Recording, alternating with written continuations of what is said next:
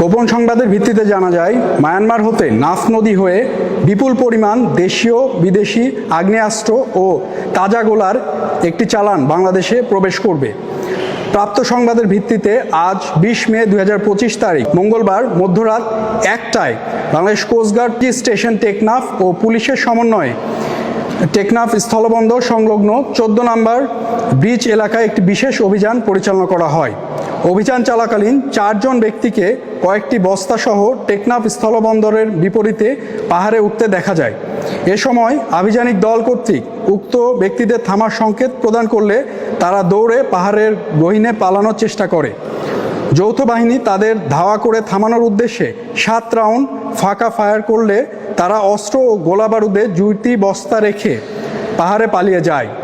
পরবর্তীতে যৌথ বাহিনী কর্তৃক উক্ত এলাকায় তল্লাশি চালিয়ে একটি বিদেশি G3 রাইফেল, 2টি G3 রাইফেলের ম্যাগাজিন, একটি দেশীয় পিস্তল, একটি দেশীয় 2নলা বন্দুক, 3টি দেশীয় 1নলা বন্দুক এবং 975 রাউন্ড G3 রাইফেলের তাজা গোলা জব্দ করতে সক্ষম হয়। অভিযান চলাকালীন সময় অস্ত্র পাচারকারীরা পালিয়ে যাওয়ায় কাউকে আটক করা সম্ভব হয়নি। জব্দকৃত অস্ত্র, গোলা বারুদ এবং সকল আলামতের পরবর্তী আইনানুগ ব্যবস্থা গ্রহণের কার্যক্রম প্রক্রিয়াধীন রয়েছে।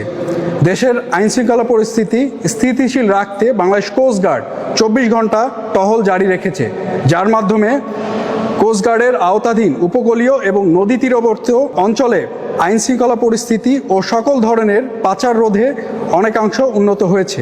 অবৈধ অস্ত্র পাচার রোধকল্পে বাংলাদেশ কোস্টগার্ড কর্তৃক ভবিষ্যতেও এ ধরনের অভিযান অব্যাহত থাকবে।